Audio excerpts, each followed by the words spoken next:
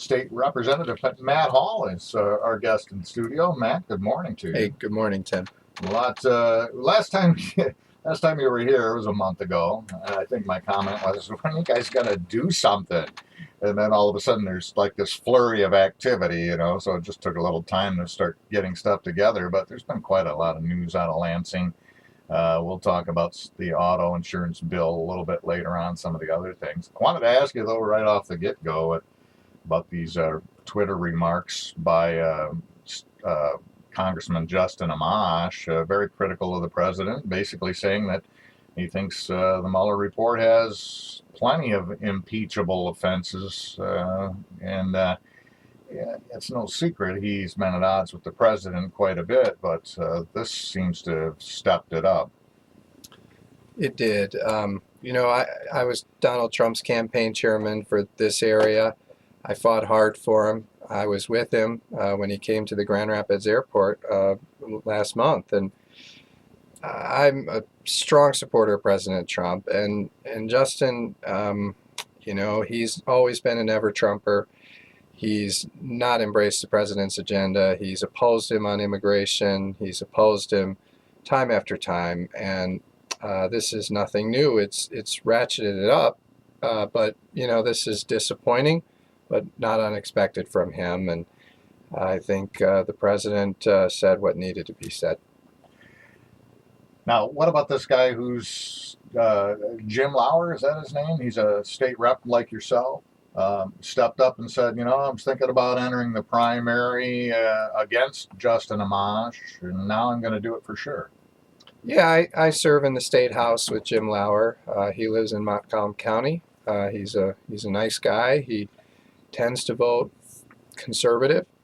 So it'll be interesting to see what happens. There could be other candidates that get in the mix, but probably not 23, but no, probably not. But it'll be interesting to see what happens, because Justin Amash, while he is an ever-Trumper, and I strongly disagree with what he's done, he's still a pretty crafty politician, and I wouldn't count him out either. Yeah. What about the auto insurance reform bill now? The Senate crafted a version of it. The governor said there's no way I'm going to vote for that. And the House crafted another version, which supposedly was going to be a little more palatable for the governor. But your counterpart, State Representative Jim Hodsma, said that he did not support it. He voted against it and would not support it. Where are we at on that bill right now, and why do you like it? Well, first of all, I saw Jim on here, and most of his reasons for voting against this seem to be process reasons. And I think the people of Michigan are sick of politicians who talk about process in explaining their votes. The issue here is we have the highest auto insurance rates in the country, and people desperately need relief. And I receive letters in my office, and when I talk to people at coffee hours, this isn't like some, long, drawn out, game. I mean, they're really seriously hurting from these high auto insurance rates, the highest in the country. Well, and a lot of people are not complying with the law. They have no insurance. That's right. Yeah, they don't. And so, what do? Do you do it perfectly? No. I mean, when we had the votes, the speaker said, we're not leaving, because it's the first time in 40 years that we had the votes to reform auto insurance, to actually give people rate relief. And so we stayed until we got it done in the House. And I was proud to be a part of that process. And, people can complain about process, but you know what? You're right. We finally did something. And for how long have people been talking about that? So we could talk a little more about it, but I'll answer the other part of your question, which is, where are we at? Right. Well, we could have moved this last week. All right. We could work out the differences with the Senate pretty easily. But this is not about scoring political points. If we pass it and the governor vetoes it, great, a win for Republicans. But no, we actually want to make this law. And so we paused last week. The Speaker of the House and the Senate leader have sat down with Governor Whitmer and are hashing through negotiations. They've been doing it through the weekend. And, what I have heard is there have been some positive developments, and I will know more about that when we get to Lansing tomorrow. But Mhm. I'm encouraged by that because we really need to get this done for the people of Michigan. If she vetoes it, there would not be enough votes in the House to override the veto, correct? Based on the number of people who voted for it before, there would not. But, we'll have to work out the differences between the House and the Senate, so it'll be a somewhat of a different version. I know I can't imagine that. I'll say this issue is so powerful because people have such a struggle paying these rates that I think a lot of these people who voted no have been hearing about it from their constituents. And so when it comes back up for a vote, I'm hopeful we would have those votes to override it. However, it's pretty hard for some of these Democrats to oppose their governor, but we did have 3 in the House, and we're working to get more. We'd need quite a few more. We'd probably need like 15. I can't exactly speak for State Representative Hodsma, but I think he and I share a concern, and as do some of the Democrats, and that's right now we have this catastrophic coverage that if you're maimed badly in an auto accident, you're pretty well covered for the rest of your life. Regardless of what you're going to need, and that component is kind of coming out of that, and so now there's a concern that okay, we can't afford that anymore, but what's to guarantee that 5 years from now insurance companies don't jack it up to right where it is now, and we're paying what we pay now without any catastrophic coverage? Right. So the first thing is the bill does guarantee rate reductions, the House bill. And you're correct, those are guaranteed for 5 years. And those range anywhere from 10% if you keep the unlimited lifetime benefits, which are still an option in our bill, Mm-hmm. all the way to 80% if you take the lowest level of coverage. This is on your personal injury protection. Personal injury protection represents about half of your bill. It could be more, could be less, but for most people it's 50% of their premiums. So of that 50%, you can get anywhere from up to 80%. Now, you can opt out completely under our plan. If you're 75 years old and you're on Medicare, and what do you need unlimited lifetime benefits for? So Mm-hmm. they can take another plan and save 60%, 80% depending on their plan. I think that's an important choice because the problem right now is this one size fits all government top down program. It treats everybody the same. If you look at every other state in the country, if you look at every other type of insurance, people are allowed to make choices. They're allowed to decide. In my personal situation, it makes sense to cover myself less, unlimited, or to opt out and use, my state health care, my Medicaid, Medicare, things like that. If we give people choices, then they are smart enough to become informed and to make the right decisions for them. And also, whenever I go to get insurance, the insurance guy always tries to sell me on more, and so those insurance agents will be making the case for why they should get more coverage. And a lot of people are saying, well, what's going to happen is people that can afford the high dollar coverage, they're going to, if they're in an accident or if their family members are, they're going to have the highest quality of life possible. Whereas poor people are just going to have, the bottom of the barrel, care. But I would argue that people right now who aren't insured at all, that's where they're at now. It is. Those people are probably receiving Medicaid or something else, and in this case, they'll get coverage. If you have health care, you can opt out and use your medical care. You can you can take riders to cover certain things. You can get one of these plans, which is 50,000, 250,000, 500,000, or unlimited. So there are a lot of choices, and anyone who's people that are picking this apart, are really defending the status quo. They're defending the last 40 years of auto no fault. And we need to do something better. We need to see a change. And I will add, one way you take the costs out of this is by capping what the hospitals and trauma centers can charge. And we did that. We capped it to the rate of workers' compensation. Because right now they're gouging people, charging 5 times more if it's an auto accident and things like that. And that comes when you have an unlimited fund. And then the last thing on this that I'll add is it's no longer where they just file the rates.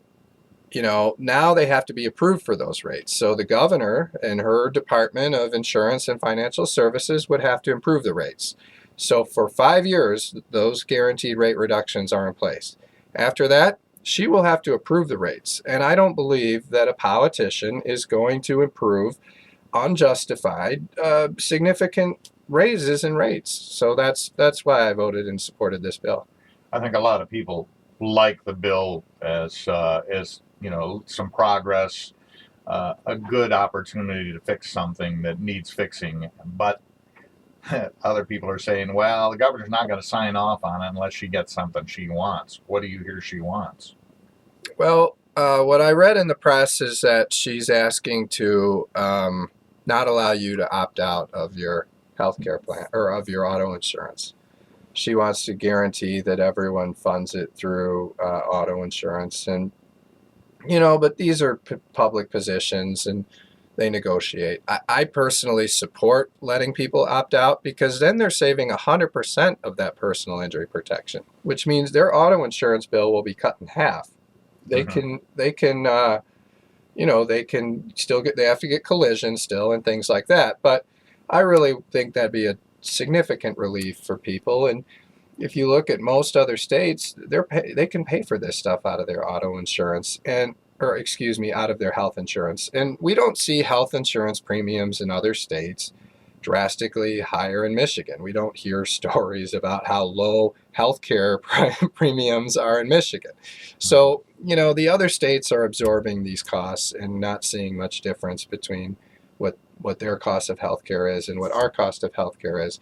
The difference is we have to, on top of that, pay this unlimited lifetime care, which costs here maybe $2,500, $3,000, but in Detroit, $7,000.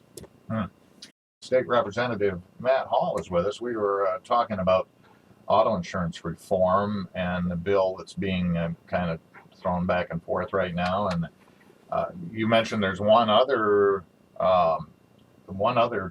factor in all of this, and that's the Mr. Gilbert, the Quicken Loans guy, is about ready to put forth something that will put that on the ballot and we'd vote on it. That's right. People are frustrated. They're angry. Like I said, in Detroit, they're paying up to $7,000 a person for auto insurance. And by the way, when you hear somebody talk about non-driving factors, and when they say we need to stop that, the first thing I'll say is our bill makes sure that if there's no rational reason to include a factor, they're banned from doing it. And it lets the governor make those rules, okay? But I'll tell you something. Non-driving factors is code for we pay more here in Calhoun County because these zip code things are the reasons that Detroit is paying more than us. And so don't forget that when you hear that. When somebody says, I want to get rid of non-driving factors, they're saying they want to raise our rates.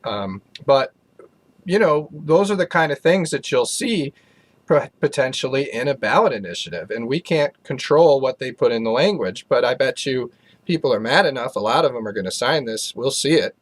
It'll come to the legislature, and we can pass it without the governor, or we could put it on the ballot for the people of Michigan. I suspect that will pass.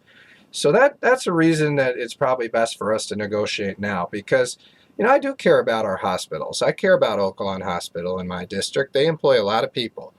And we don't want to see this price gouging, but we do want to make sure they're fairly compensated. And so I'm hopeful everyone comes to the table now and negotiates on a solution that will help the people of Michigan, that will see significant guaranteed rate reductions and relief for the hardworking people of Michigan.